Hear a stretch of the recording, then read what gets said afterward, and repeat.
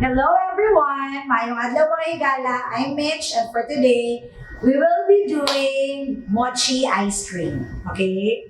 So I have here the ingredients. I have the mochi ingredients, the glutinous rice flour, sugar, water, and pang-dust later, the cornstarch. But, gawin muna natin si homemade ice cream. So, I have chocolate homemade ice cream recipe. Pwede nyo tingnan sa ibang videos. But now, I will be doing the Oreo ice cream.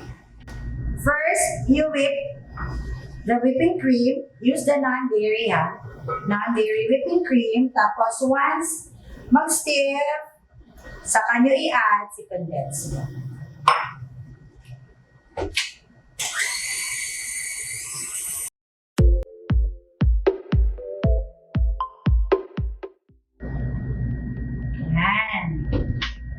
Tapos, after whipping, remove sa mixer, and then, hold natin si Oreo. So, I have here crushed Oreo, tapos yung Oreo na chinap ko. Kasi sometimes, mas maganda tingnan yung may buo-buo. Huwag puro crushed. Okay? So, this will be your Oreo ice cream. Transfer natin.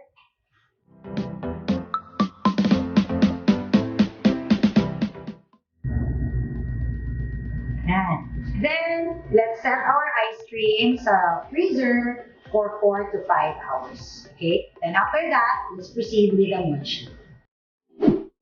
And then for the mochi, mix the 3 ingredients. The water, the rice flour, and the sugar.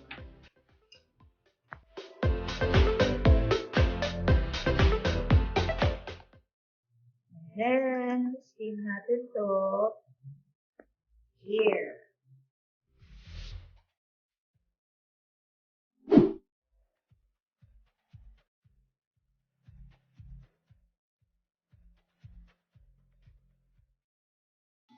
Yan. So, sticky na. By the way, prepare muna natin yung table dust with cornstarch. Saglit ha.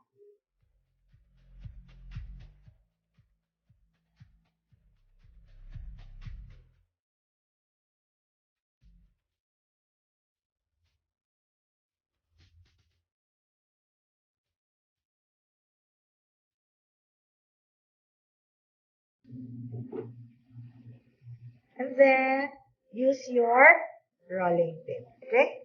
Roll out natin.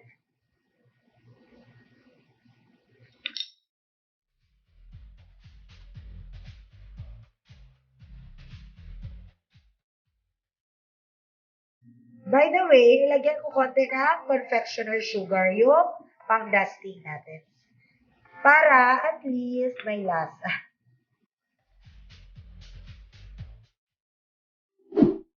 And dust mo konti.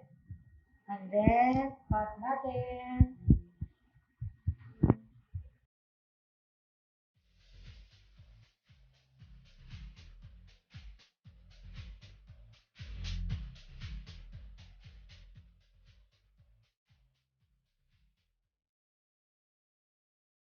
And so, after that,